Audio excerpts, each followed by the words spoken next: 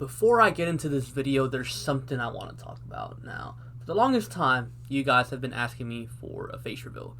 So, here's your chance.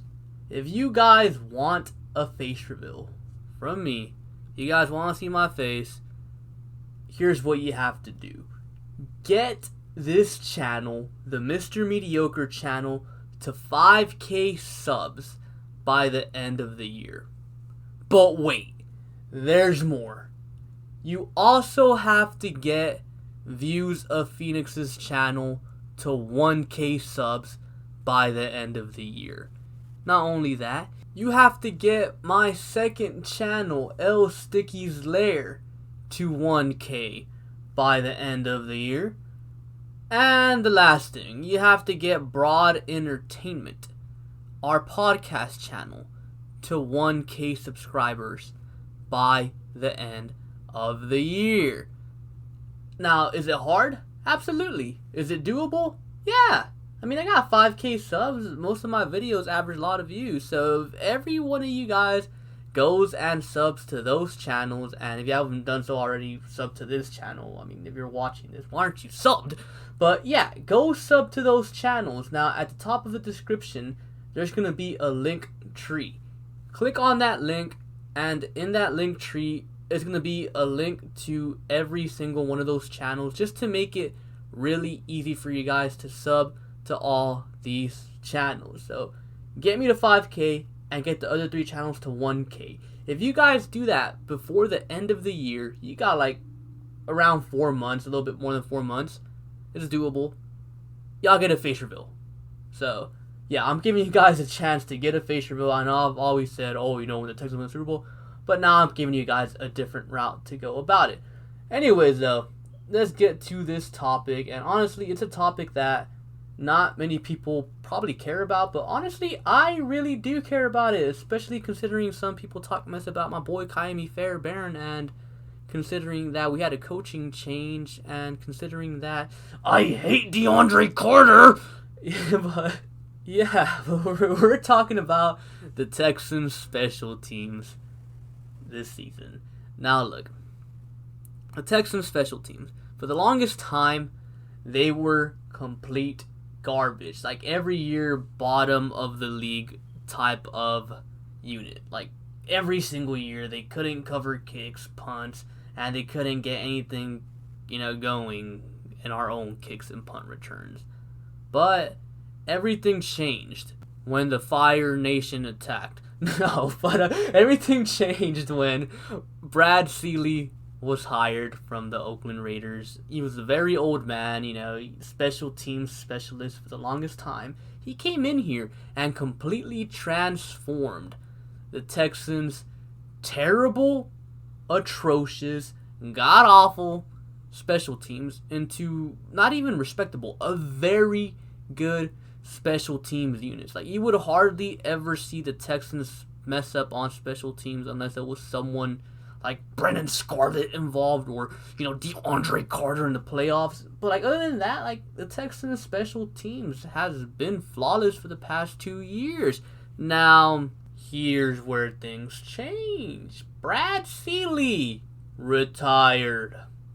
So after he came here, transformed our special teams from terrible to very good, he retires.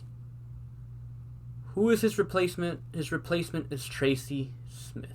Now, Tracy Smith, I do have a little bit of faith in him because he has been with Brad Seeley for about 10 years. So he's been with Brad Seeley for a very good time, and hopefully he was able to pick up everything that Brad Seeley does so well, and he's able to keep this Texans special teams afloat. So honestly, am I a little bit worried? A little bit, but I do have faith in Tracy Smith to keep this Texans special teams afloat. Now let's move on to the next topic. Well, not really topic, but still on special teams, but it's Kaimi Fairbairn. For whatever reason, a good chunk of Texans fans want to get rid of Kaimi Fairbairn. I don't know why. Is it because he can't say his full name? I mean, no one can. But other than that, there should be no reason why anyone would want to get rid of Kaimi Fairbairn.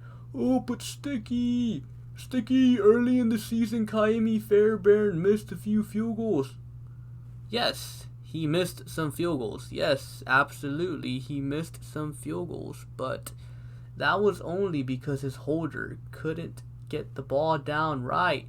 Laces out, people. It matters. That is the only reason why Fairbairn was missing field goals. Once that got done properly, he was money.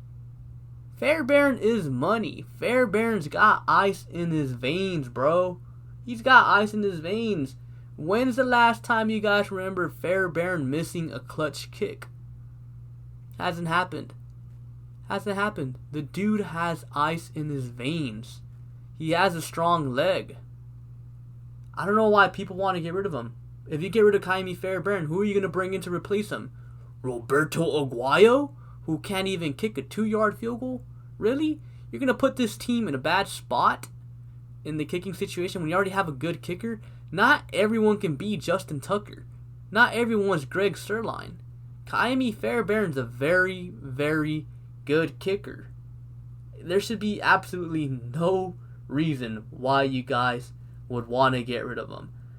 And then you got our punting situation. Now, no one ever really complains about our punting situation. Brian Anger, I feel like we all understand that he's a very good punter for us. But here's where I do have an issue. Our kick return situation. DeAndre Carter's got to go, man. DeAndre Carter's got to go. And this isn't only because he fumbled against the Chiefs in the playoffs. No, it's not just because of that. When we first got DeAndre Carter back in 2018, he was actually a pretty decent returner, if you guys recall. But last season, in 2019, he was god-awful, man. The dude made terrible, terrible decisions. Terrible. He would let the ball bounce, and then the Texans were stuck in terrible field position. What are you doing, man? Fair catch it or something. Catch it and take off. He'd have open running lanes, but he wouldn't see them. And then, of course, he had the fumble in the playoffs. He is not good, man. He is not a good returner. He does not make good decisions back there. He's always putting us in bad spots. So I think DeAndre Carter has to go. Now, who do you replace him with? Well, I heard John Reed can return punts. Now, John Reed, he's a very, very smart football player, even though he is a rookie. I believe it was, what's his name? Anthony Weaver said that John Reed thinks like a 6-year vet. And I believe it. The dude is a football junkie. He injects football into his veins. The dude loves football. So he understands what to do. He's a smart guy. So putting him back there, I feel like he'd understand the situations. He'd be able to process the situations and make the decision that's best suited for the team. Of course, you got guys like Kiki QT as well that could go back there and return punts. Or an elusive guy like Duke Johnson. Now you got David Johnson as your starting running back, I guess, who can also be a receiving threat. You don't have to preserve Duke Johnson as much. So you could put him back there to return punts or kicks. But now let's talk about our overall special teams units and our special teams specialist. I mean, on the team, we already had AJ Moore, pretty good special teamer. We have a Keon Croissant, very, very good special teamer. But then we added Jalen Watkins, a guy who was a very good special teamer for the Chargers. So we add him in, and then we added Michael Thomas, not the wide receiver, the safety / special teamer, or actually the special teamer. Michael Thomas isn't getting any significant snaps, and a lot of people have been saying that, is Michael Thomas going to start opposite safety on the opposite read? No, Michael Thomas is here to play special teams at a very high level because he's a very good special teamer, special teams specialist. That's Michael Thomas, that's Jalen Watkins, that's Keon Croissant, that's Peter Colombayi.